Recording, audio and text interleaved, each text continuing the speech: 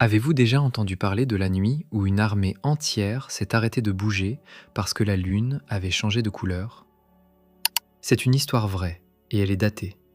Fin août, il y a 2438 ans.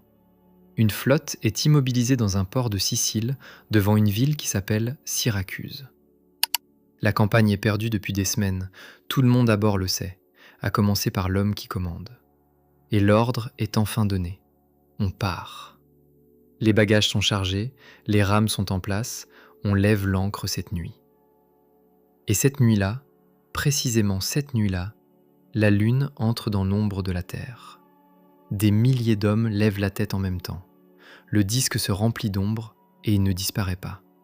Il devient rouge. Une couleur de braise, suspendue au-dessus du port pendant des heures. Personne, à cette époque, ne sait expliquer pourquoi ça arrive. Alors on va chercher ceux dont c'est le métier de savoir. Ils regardent, ils délibèrent et ils rendent leur avis en une seule ligne. Le général écoute cet avis et il prend, dans la minute, une décision qui va lui coûter infiniment plus cher que tout ce qu'il avait perdu jusque-là. Je vous raconterai la suite tout à l'heure, dans cette vidéo, parce que la suite, c'est exactement le sujet dont je veux vous parler aujourd'hui. Je vous préviens honnêtement, ça ne finit pas bien pour eux. Ça peut très bien finir bien pour vous. Je suis tombé sur cette histoire en préparant toute autre chose, et c'est elle, franchement, qui m'a donné envie de faire cette vidéo-là plutôt que celle que j'avais prévue. Parce que dans 2 nuits, ici, chez nous, la Lune va faire exactement la même chose au-dessus de nos têtes. Le même passage, la même couleur, à la même période de l'année. Et ce qui se prépare pour vendredi à l'aube est une des choses les plus rares que le ciel sache faire. Je vous montrerai pourquoi, chiffre à l'appui, et vous verrez que ce n'est pas une formule. Alors on va prendre un petit temps pour nous. Il y a un reproche que vous vous faites depuis des années, peut-être plusieurs d'ailleurs, mais il y en a un qui prédomine. C'est une scène en général. Une après-midi, un soir, il y a 5 ans, 12 ans, parfois 20. Un geste. Un regard tenu 3 secondes de trop, ou pas assez. Une décision prise en 20 minutes et qui vous suit depuis, comme un deuxième nom. Elle revient aux moments les plus étranges, sous la douche ou dans une file d'attente, et elle n'a pas vieilli d'une ride. Sauf que cette semaine, ce souvenir-là ne se tient plus tranquille. Il revient plus souvent, et il revient autrement. Enfin, quand je dis qu'il y a une raison là-haut, ce n'est pas le ciel qui vous l'envoie. C'est plus intéressant que ça, et j'y viens. Dans 2 nuits, la Lune va passer dans l'ombre de la Terre, presque entièrement. Et ce qui va se jouer à 400 000 km au-dessus de votre tête, entre jeudi soir et vendredi à l'aube, ressemble étrangement à ce qui se joue en vous depuis quelques jours. On va prendre le temps de le regarder ensemble. Ça a peut-être commencé dans la rue. Quelqu'un a appelé un prénom, pas le vôtre, un homonyme, et votre cœur a répondu avant vous. Vous ne vous êtes pas retourné, mais vous avez marché autrement pendant 10 mètres. Ou bien c'est arrivé en voiture, un feu en panne qui clignote à l'orange, et vous restez arrêté devant bien plus longtemps qu'il ne faut. Votre corps conduisait, votre tête était ailleurs, dans une année précise, en train de rejouer la même scène pour la 40e fois en changeant une seule réplique, la vôtre. Et puis il y a le moment où quelqu'un vous demande comment ça va, par politesse, dans un couloir ou à la caisse. Vous répondez que ça va, et vous l'entendez sonner faux dans votre propre bouche. La personne en face, elle, n'a rien remarqué du tout, et elle est déjà repartie. Si vous êtes honnête avec vous-même, vous le sentez déjà. Ce qui remonte ne demande donc plus à être revécu. Il demande à être réglé. Pas avec la personne d'alors, avec vous. Parce que le sujet de cette vidéo, au fond, vous l'avez déjà compris, ce que vous n'arrivez pas à vous pardonner. L'éclipse est le rendez-vous. Le sujet, c'est vous. Et pour que vous sachiez où on va, on passera les 12 signes.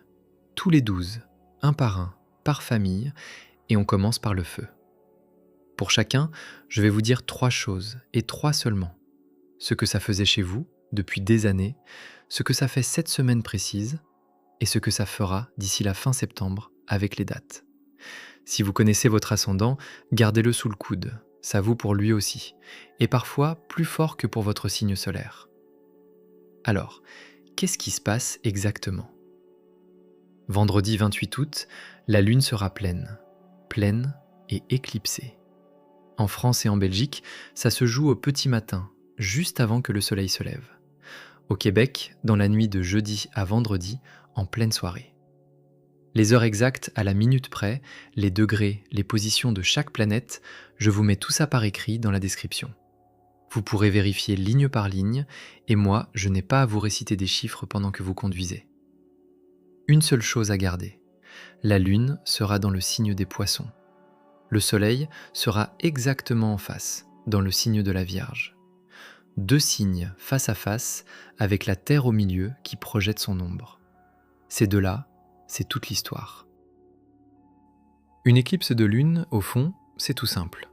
La Terre passe entre le Soleil et la Lune, et elle projette son ombre dessus.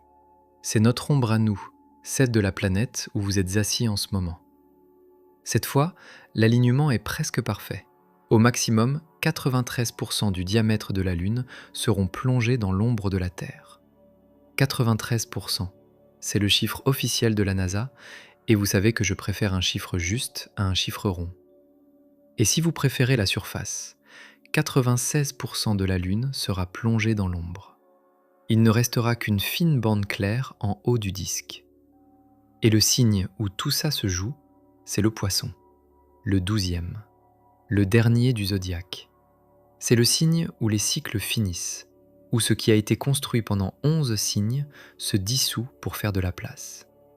En astrologie traditionnelle, on dit que le Poisson est le signe du pardon, de la miséricorde, de ce qu'on rend à l'eau. Un pardon qui n'a rien d'administratif, aucun tampon sur un formulaire. Un pardon qui ressemble à une dissolution, où ce qui était solide redevient fluide et s'en va. En face, exactement en face, il y a la Vierge, le signe du détail, du compte juste, de la liste précise. La Vierge sait exactement ce que vous avez fait, quand, comment et ce que vous auriez dû faire à la place. Vous voyez la mécanique? Le reproche précis, c'est la Vierge. L'absolution, c'est le Poisson. Et vendredi, ces deux-là se font face, avec la Terre entière entre les deux qui projette son ombre. Votre juge et votre avocat, à 180 degrés l'un de l'autre. Et le Poisson a une particularité, il gouverne les fins de cycle. Quand quelque chose se termine dans une vie, une époque, une habitude, une culpabilité, l'astrologie traditionnelle regarde toujours de ce côté-là. C'est là qu'on rend ce qu'on a trop porté. Une pleine lune amplifiée dans le signe de la dissolution, vous avez vendredi la fenêtre la plus nette de l'année pour terminer ce qui dure depuis trop longtemps. Et chez la plupart d'entre nous, ce qui dure depuis trop longtemps, c'est un procès. Et la prochaine pleine lune n'aura lieu que le 26 septembre. Ce qui se dépose vendredi a donc un mois entier devant lui pour se décanter. Un mois, c'est long quand on porte un reproche depuis 10 ans. C'est très court aussi. Les deux sont vrais. Et cette éclipse n'arrive pas seule. Il y a du monde autour d'elle vendredi matin, et chacun ajoute sa couleur à l'affaire. D'abord, la profondeur. L'éclipse est partielle à 93%. Autrement dit, presque toute la Lune passe dans l'ombre, et il reste un mince bord clair en haut du disque, comme si on avait éteint la Lune en oubliant un liseré. Ce liseré, gardez-le en tête. On va en reparler, et c'est peut-être la chose la plus importante de la soirée. Puis, il y a Mercure. Ce jour-là, Mercure est collé au Soleil, presque au même endroit du ciel. Mercure, c'est la planète des mots, de ce qu'on dit, et surtout de ce qu'on se dit. Le petit discours que vous vous tenez depuis des années, celui qui commence toujours par « j'aurais dû », il est administré par Mercure. Et le même jour, la Lune, votre mémoire, votre enfance, votre vie intérieure, est exactement opposée à Mercure. On dit qu'elle lui fait opposition. Autrement dit, vendredi, les mots du reproche et la mémoire de la scène se regardent en face, et l'éclipse passe entre les deux. Et il y a Uranus. Celui-là, il faut vraiment que je vous en parle. Uranus est dans les Gémeaux, et vendredi, il tombe pile à angle droit de l'éclipse, à moins d'1 degré près. Un angle droit, en astrologie, on appelle ça un carré, et c'est un aspect de friction, de ce qui doit bouger. Et Uranus, c'est l'éveilleur, celle qui fracture ce qui est figé. Son travail, c'est ce qui se débloque sans prévenir, un jour ordinaire, parce que la pression a atteint son maximum. Sur une éclipse de pardon, ça veut dire que la libération arrivera par un chemin que vous n'aviez pas prévu. C'est plutôt bon signe. Heureusement, il y a Vénus. Elle est toujours en balance, chez elle, où elle est rentrée début août. Une Vénus chez elle le jour d'une éclipse de pardon, c'est une signature qui compte au bas du traité. Et puis, il y a le fil qui court 3 jours plus loin, et celui-là, on l'a déjà déroulé ensemble, je ne vais donc pas tout refaire. Jupiter dans le Lion et Saturne dans le Bélier se mettent d'accord. C'est le meilleur angle qui existe entre deux planètes, celui de deux signes du même élément qui se comprennent sans avoir à s'expliquer. Ça devient exact le lundi 31 août en fin d'après-midi au Québec, dans la nuit de lundi à mardi en France. Saturne, c'est l'effort que personne n'a vu passer. Jupiter, c'est le moment où cet effort se met à compter. Et ce jour-là n'est pas une journée de chance. Mars vient buter contre Saturne presque en même temps. Il y a une main tendue et il y a un mur, le même jour, à quelques heures d'intervalle. Dernier détail, et celui-là, ceux qui nous suivent depuis un moment s'en souviennent, Jupiter réapparaît à l'aube en ce moment. Elle était perdue dans la lumière du soleil depuis des semaines, et elle ressort maintenant, à l'est, juste avant le jour. L'étoile du matin qui revient. On en avait parlé, je vous avais dit de la guetter. Certains d'entre vous l'ont déjà vue, vous me l'avez dit. Ça, c'est ce qui se passe au-dessus de nos têtes. Ce qui se passe dans la vôtre, c'est autre chose, et c'est là que je voulais en venir. D'abord, ces 2 nuits qui viennent, celle qui arrive et la suivante. Ce qui se passe est déjà commencé d'ailleurs, vous l'avez peut-être remarqué. Le reproche précis, celui dont je parlais au début, revient avec une netteté nouvelle. Jusqu'ici, il revenait en sourdine, comme une radio mal réglée. Cette semaine, il revient en haute définition. Vous revoyez la scène et vous revoyez même des détails que vous aviez oubliés. La couleur d'un mur, une chaise, l'heure qu'il faisait. Et avec la netteté revient le tribunal. Vous connaissez la procédure, vous vous jugez, là, maintenant, avec le code d'aujourd'hui pour une scène qui date d'hier. Vous avez 45 ans et vous jugez quelqu'un qui en avait 29. Vous appliquez à cette personne vos informations actuelles, votre recul actuel, votre maturité actuelle. C'est un procès truqué. Elle n'avait pas vos données, elle avait les siennes, incomplètes, fatiguées, parfois fausses. Et elle a fait avec. Ensuite, la nuit de jeudi à vendredi. Au Québec, vous êtes les mieux placés du monde. L'éclipse sera entièrement visible chez vous, la lune haute dans le ciel, plein sud, et vous pourrez suivre toute la traversée, du premier mordillement jusqu'à la sortie. En France et en Belgique, ça se jouera au petit matin, la lune très basse, plein ouest. Et là, il se passera quelque chose de rare. Le soleil va se lever pendant que la lune, encore mordue par l'ombre, sera en train de se coucher. Pendant environ 5 minutes, le soleil levant à l'est et la lune éclipsée à l'ouest seront visibles en même temps. Géométriquement, c'est impossible. Quand l'un se lève, l'autre devrait déjà avoir disparu. Et pourtant ça arrive, parce que l'atmosphère courbe la lumière et soulève les deux astres au-dessus de leur horizon réel. Les astronomes appellent ça un sélénélion. Moi, j'appelle ça l'heure où la nuit et le jour se croisent. Et je trouve que, pour une éclipse du pardon, on ne rêvait pas meilleur décor. Cette nuit-là, ou ce matin-là, il se peut que vous vous réveillez avant l'heure. Beaucoup d'entre vous me l'ont décrit pour les pleines lunes précédentes. Et il se peut qu'une réponse arrive toute seule, sans que vous soyez allé la chercher. Courte, banale, presque décevante de simplicité. Notez-la quelque part, on en aura besoin. Après, il y a les jours qui suivent, jusqu'au 31 août, et c'est là que Jupiter et Saturne prennent le relais. Ce qu'ils peuvent amener, c'est une reconnaissance qui arrive en retard, mais ils promettent mieux qu'un merci. une mesure juste, et elle vient de vous. Il se peut que personne ne vous dise merci, ni cette semaine, ni la suivante. Tant mieux, en un sens. Vous allez pouvoir peser ce que vous avez porté sans attendre que quelqu'un vienne en témoigner. Vous réalisez, un matin, que ce que vous avez tenu aurait couché beaucoup de monde, que vous n'avez pas été parfait, loin de là, et que vous avez été solide, et que la solidité, dans votre propre tribunal, n'a jamais eu droit de citer. Cette semaine-là, elle peut témoigner. Et il faut que je sois clair sur un point parce que je ne voudrais pas qu'on me fasse dire autre chose. Se pardonner ne veut pas dire s'absoudre à peu de frais. Se dédouaner, c'est expéditif. On minimise, on explique, on classe, on passe à autre chose. Pardonner, c'est plus exigeant. C'est regarder la scène en entier, reconnaître pleinement ce qui s'est passé, assumer ce qui vous revient et cesser de payer, tout en gardant la mémoire intacte. Parce que la punition que vous vous infligez depuis des années, elle ne répare rien. Elle ne rend rien à personne. Elle vous use, voilà tout. Et une personne usée n'est plus bonne à grand-chose, ni pour elle, ni pour ceux qui l'aiment.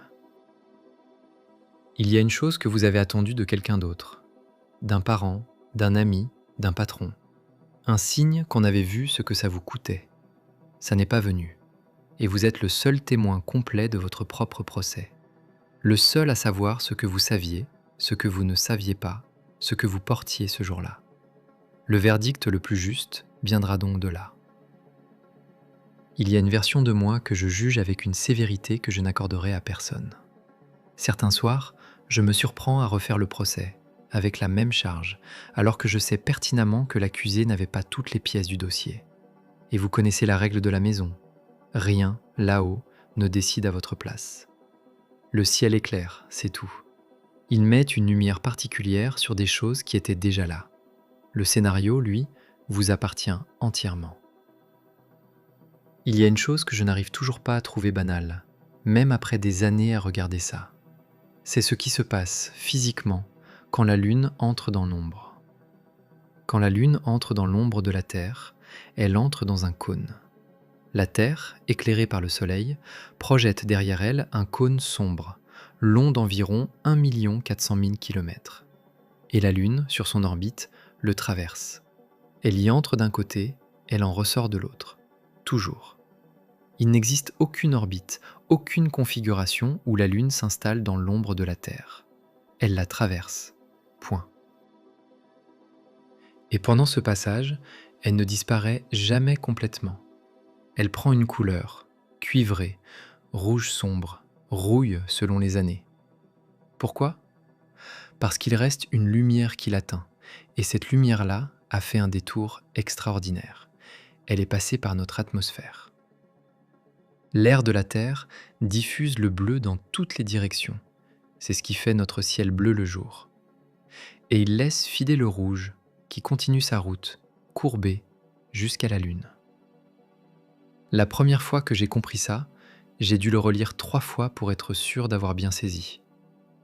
Au maximum de l'éclipse, la lumière qui éclaire la Lune est la lumière de tous les levers et de tous les couchers de soleil de la Terre, au même instant, projetés ensemble sur elle.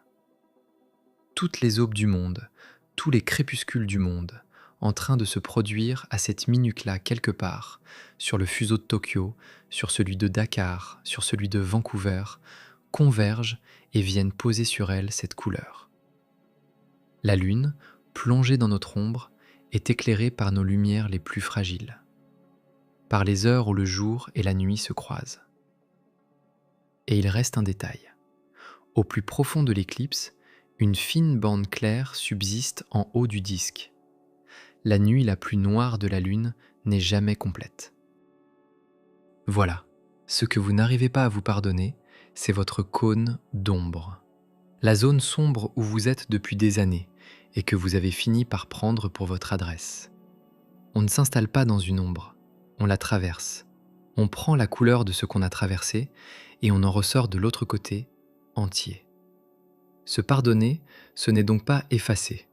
C'est passer de l'autre côté en sachant qu'il vous reste un bord de lumière quelque part. La partie de vous qui a continué à aimer, à espérer, à faire des blagues pendant que le reste encaissait. Celle-là, elle ne s'est jamais éteinte, même les années où vous en étiez sûr du contraire. Depuis combien d'années êtes-vous dans le vôtre ?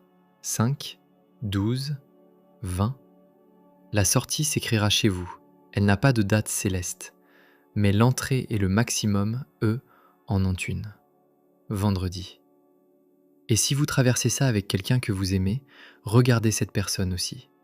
Elle a son propre reproche et son propre bord de lumière. C'est peut-être ça au fond, une communauté comme la nôtre. Des gens qui se signalent, de loin en loin, que la sortie existe. Bon, je vous dois la fin de l'histoire. On avait laissé la flotte dans le port de Syracuse, l'ordre de départ donné, et la lune couleur de braise au-dessus des mâts. Les devins ont délibéré, et voici leur avis, la fameuse ligne. Il faut attendre 3 fois 9 jours. 27 jours. Le général s'appelait Nicias. Il accepte. Et il reste. Pensez à ça une seconde. 27 jours d'attente pour un phénomène qui, lui, s'était terminé avant le lever du jour. Et 27 jours, c'est exactement le temps qu'il a fallu à l'adversaire pour fermer le port. La flotte n'est jamais repartie. Celui qui raconte ça, un historien de leur propre camp, ne met pas une seule seconde la faute sur le ciel. Thucydide écrit simplement que cet homme était trop porté sur les présages et il en reste là. Ce qu'il faut comprendre, c'est ce qu'il croyait lire dans le ciel cette nuit-là. Le mot éclipse vient du grec éclepsis et il veut dire l'abandon. La lumière qui abandonne le ciel, la lune qui quitte le monde. Ils ont attendu 27 jours devant un mot mal traduit. La lune ne les a retenus à aucun moment. Leur lecture de la lune les a retenus 27 jours. Et il a fallu des siècles de regards patients pour établir ce que vous savez maintenant. La lune ne quittait rien du tout. Elle traversait, elle ressortait entière à chaque fois, sans une seule exception en 4 milliards d'années. Le mot est resté dans nos dictionnaires. La peur, elle, est partie. Vous, aujourd'hui, vous êtes dans cette nuit-là. Sauf que vous n'avez pas 27 jours de retard sur vous-même. Vous en avez 5, 12, 20 ans. Et la seule différence entre cet homme et vous, c'est que personne ne vous a demandé d'attendre. L'ordre, vous vous l'êtes donné tout seul, un soir, et vous n'êtes jamais revenu dessus. Ce que vous vivez comme un abandon depuis tout ce temps, ça porte un autre nom, et vous le connaissez déjà. Une traversée. Et vendredi matin, ou jeudi soir si vous êtes au Québec, vous serez dehors, avec vos propres présages sous le bras, votre mémoire. Tout ce que vous y avez consigné depuis des années va passer dans la lumière. La lecture, cette fois, c'est vous qui la faites. Et vous n'êtes obligé d'attendre personne. Ce reproche, il n'a pas la même adresse chez tout le monde. Vendredi, l'éclipse tombe au même endroit du ciel pour nous tous. Ça, c'est de l'astronomie. Mais elle n'entre pas dans la même pièce de votre vie selon l'endroit où vous êtes né. Chez l'un, elle tombe sur le travail. Chez l'autre, sur la maison d'enfance. Chez un troisième, sur une amitié qui n'a jamais osé quitter. C'est pour ça qu'on ne peut pas s'arrêter ici. Ce serait vous laisser avec la bonne émotion et la mauvaise adresse. Alors on y va. Et on commence par vous, mes amis des signes de feu. Bélier, Lion, Sagittaire. Vous, c'est particulier. Et si je vous prends en premier, ce n'est pas par politesse. Vous êtes ceux qui avancent en poussant, qui décident vite, qui supportent très mal d'être empêchés. Et vendredi, on vous demande exactement l'inverse. Une éclipse en Poisson, ça ne se pousse pas, ça se laisse partir. Bélier. L'éclipse tombe dans votre 12e maison, la pièce du fond, celle où on range ce qu'on n'a pas envie de croiser tous les matins. Ce que ça faisait. Vous entretenez une légende dans laquelle vous chargez toujours le premier. Alors la seule fois où vous vous êtes dérobé, elle est rangée tout au fond et elle vous coûte plus cher que tout le reste réuni. Ce que ça fait cette semaine. Le fond de la pièce s'éclaire tout seul. Vous n'avez rien demandé et votre premier réflexe sera de vous en vouloir encore un peu plus. Ce que ça fera, notez le 26 septembre. La pleine lune tombe dans votre signe, collé à Neptune. C'est là que ça se referme, pas avant. Laissez-vous les 4 semaines. Lion. Pour vous, c'est la 8e maison qui s'allume. Tout ce qui se décide à deux et ne se raconte à personne. L'argent commun, l'intime, ce qu'on donne sans jamais faire les comptes à voix haute. Ce que ça faisait, vous racontez volontiers vos victoires, vos arrangements privés, jamais. Il y a une chose que vous avez acceptée dans une pièce fermée il y a des années et vous êtes le seul au monde à savoir ce qu'elle vous a coûté. Ce que ça fait cette semaine, ça remonte sans témoin, exactement comme c'était arrivé. Personne autour de vous ne verra rien. Ce que ça fera, le 28 septembre, Mars entre chez vous. Le bras retrouve sa voie, je vous l'avais annoncé. Vous avez 1 mois pour décider de quoi vous allez vous en servir. Sagittaire, et le feu se referme sur vous. L'éclipse vous prend en 4e maison, les racines, la maison d'origine, et elle vous arrive de travers. Ce que ça faisait, vous avez construit votre vie ailleurs. Et il y a là-bas un rôle qu'on vous avait confié et que vous n'avez pas tenu comme il aurait fallu. Vous êtes parti ou vous êtes resté, et dans les 2 cas, vous vous en voulez. Ce que ça fait cette semaine, vous allez peut-être comprendre qui vous retenait là-bas. C'était vous. Ça pique 1 seconde et ça soulage 10 ans. Ce que ça fera, début septembre, ce que vous avez porté loin de chez vous va commencer à se voir. Pas en fanfare, sous la forme d'une petite chose concrète. Maintenant, parlons de vous, les signes de terre, Taureau, Vierge, Capricorne. Vous, vous mesurez, vous vérifiez. Vous avez besoin que les choses se pèsent avant d'y croire. Et je vais vous dire où ça coince cette semaine. Un reproche, ça ne se vérifie pas. Ça se pèse toute la nuit et ça ne tombe jamais sur un chiffre. Vous la connaissez très bien cette nuit-là. Taureau, c'est votre date, et vous le saviez déjà. Je vous l'avais donnée il y a 15 jours, le 28 août, à l'aube. La voilà. Chez vous, c'est la 11e maison qui s'allume, celle du groupe. Les amis, l'équipe, le cercle. Ce que ça faisait, il y a un groupe que vous avez quitté beaucoup trop tard, ou un cercle où vous êtes resté des années en vous faisant tout petit, et vous vous reprochez d'avoir tardé. Ce que ça fait vendredi, retournez la question. Combien de temps vous a-t-il fallu pour apprendre à sortir de là ? Ce temps-là, c'était l'apprentissage. Celui qui a fini par trouver la sortie mérite un merci.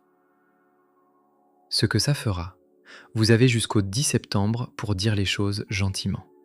Après, Vénus change de signe et ça deviendra beaucoup plus direct. Vierge, je vais vous consacrer un peu plus de temps parce que vous êtes en pleine ligne de tir. Le soleil est chez vous et l'éclipse est exactement en face, en 7e maison, le face-à-face. Le conjoint, l'associé, l'ami de 20 ans. Ce que ça faisait, votre reproche a un visage. Quelqu'un que vous avez blessé, déçu ou quitté.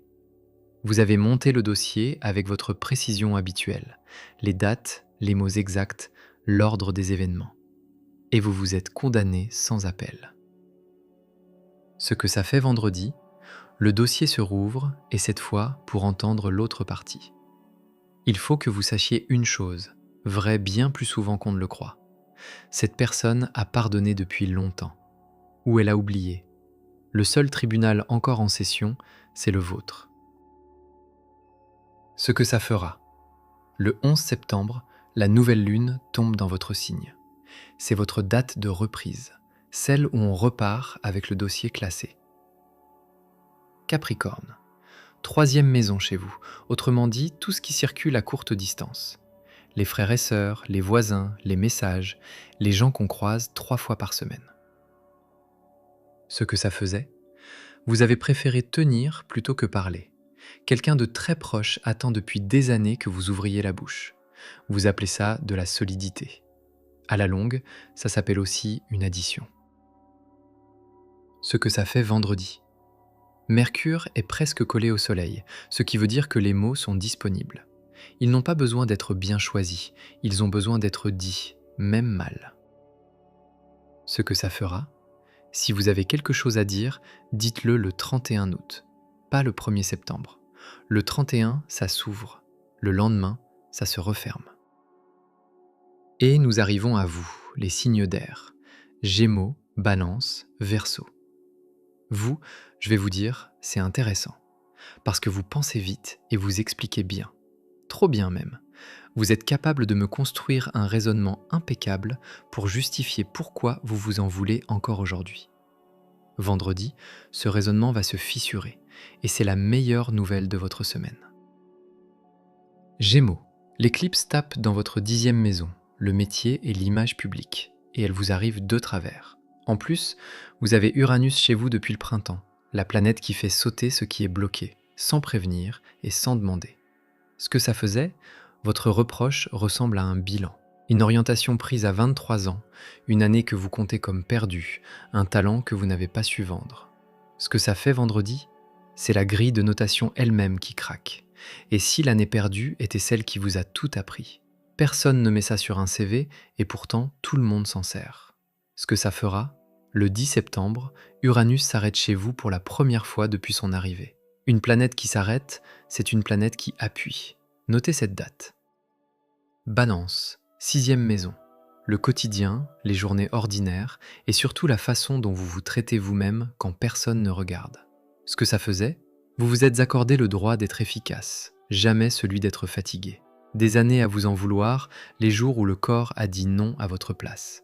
Ce que ça fait vendredi, ça vous saute aux yeux d'un coup et ça paraît presque bête tellement c'est simple. Ce que ça fera, commencez par un détail ridiculement concret. Une chose que vous vous refusez depuis des années et qui ne coûte rien à personne. Vous avez 10 jours pour ça, jusqu'au 10 septembre. Après, vous serez moins indulgent avec vous-même. Verseau, vous clôturez l'air. L'éclipse active votre 2e maison, ce que vous valez, ce que vous vous accordez. Elle parle d'argent, oui, mais elle parle surtout de prix, ce que ça faisait. Vous avez laissé votre valeur entre des mains qui ne savaient pas la mesurer. Et vous avez attendu des années qu'elles vous rendent le bon chiffre. Elles ne l'ont jamais fait, tout simplement parce qu'elles ne savaient pas compter ça. Ce que ça fait vendredi, arrêtez de mesurer ce que vous avez perdu. Il reste une seule ligne au dossier, et c'est ce que vous devez encore, à vous. Ce que ça fera, vos 2 maîtres, Saturne et Uranus, se mettent tous les deux en mouvement le mois prochain. Votre mois à vous, ce n'est pas août, c'est celui d'après. Et on termine avec vous, les signes d'eau. Cancer, Scorpion, Poisson.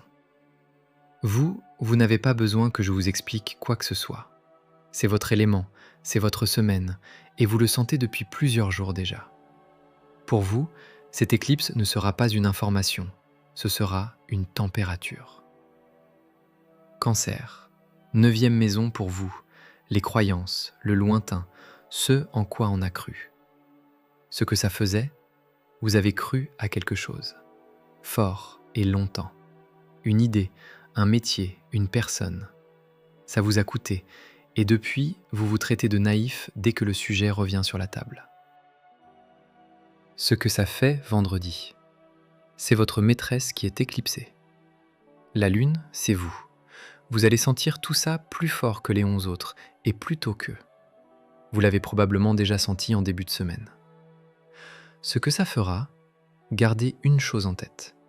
Cette croyance vous a fait voyager, elle vous a tenu debout pendant des années où rien d'autre ne tenait. Se pardonner d'avoir cru, c'est le pardon le plus difficile des 12. Et Mars est chez vous en ce moment, incapable de taper. Vous allez avoir de la colère sans avoir de cible. Ne la retournez pas contre vous, elle est juste mal rangée. Scorpion. Chez vous, elle vise la 5e maison. La joie, le jeu, la création, l'enfant qu'on était avant de devenir raisonnable. Ce que ça faisait, votre reproche, c'est souvent une joie que vous vous êtes interdite. Un moment où vous pouviez jouer, aimer, créer, et où vous avez choisi de garder le contrôle. Vous appelez ça de la lucidité. La 5e maison a un autre mot pour la même chose. Ce que ça fait vendredi, laissez l'enfant que vous étiez venir témoigner. Il a des choses à dire pour votre défense, et il est le seul à les connaître. Ce que ça fera, Le 10 septembre, Vénus entre chez vous. Vous allez enfin pouvoir aimer quelque chose sans avoir besoin de vous justifier devant qui que ce soit. Servez-vous-en pour une chose gratuite, inutile et qui vous fait plaisir. Poisson. Le dernier mot est pour vous, parce que tout se passe littéralement chez vous. L'éclipse est dans votre première maison, votre identité, la tête que vous faites en entrant dans une pièce. Ce que ça faisait, votre reproche est peut-être le plus simple et le plus vaste des 12. Être qui vous êtes. Des années à vous excuser de prendre de la place, de sentir trop, de fonctionner autrement que les autres. Ce que ça fait vendredi. La lune entre dans l'ombre en traversant votre signe et elle en ressort entière. Regardez-la bien. Elle fait exactement ce que vous avez à faire et elle le fait devant le monde entier. Ce que ça fera. La pleine lune du 26 septembre viendra se poser juste à côté de Neptune, votre maître. Ce jour-là, vous saurez ce que vous avez gagné en sortant. 4 semaines. Tenez jusque-là. Voilà. 12 adresses différentes, 12 pièces différentes, et au fond, la même chose à faire dans chacune. Et maintenant, on se retrouve tous ensemble, parce que la lune, elle, ne fait aucune différence entre vous. Elle passe pour tout le monde en même temps. Voilà le rendez-vous. 2 rendez-vous en fait. Un pour le Québec, un pour la France. Moi, je serai dehors. Pour le Québec, jeudi soir, 23h45, heure de Montréal. Sortez. La lune sera haute, plein sud, déjà largement dans l'ombre. Pour la France, vendredi matin, vers 6h45. Cherchez un horizon dégagé vers l'ouest, la lune y sera, très basse, presque entièrement éclipsée, et le soleil se lèvera dans votre dos quelques minutes plus tard. Pour la Belgique, c'est la même heure à votre montre, avec une fenêtre encore plus étroite. Ne traînez pas. Toutes les minutes exactes sont dans la description.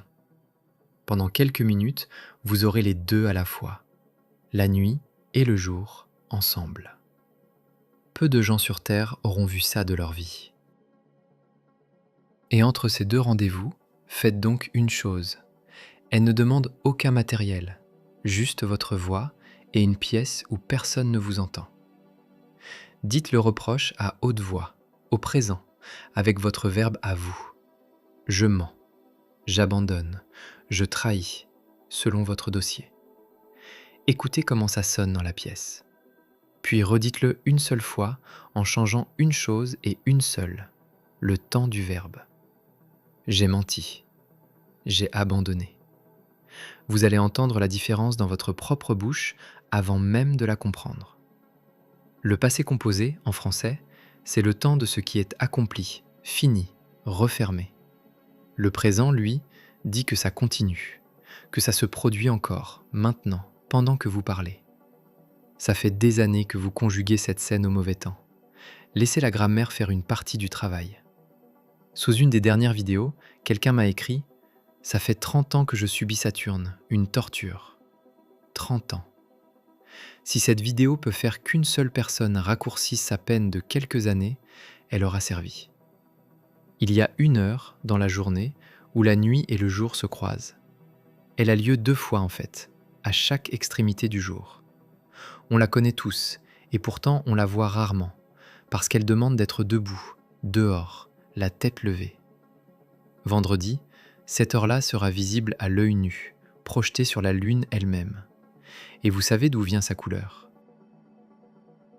En commentaire, si vous le voulez, une seule chose, et ce n'est pas votre histoire. L'année. L'année de la scène et l'endroit où vous étiez. 2004, une cuisine. 2011, un parking. 1996, un couloir. Rien d'autre. Personne n'a besoin d'en savoir plus, et vous non plus.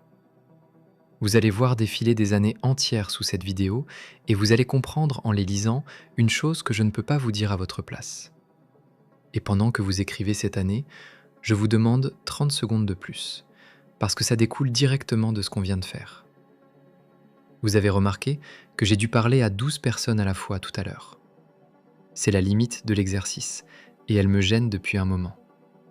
Alors je travaille sur le site à quelque chose de plus juste. Un formulaire, votre date, votre heure, votre lieu, et derrière une vraie vidéo faite avec votre carte à vous.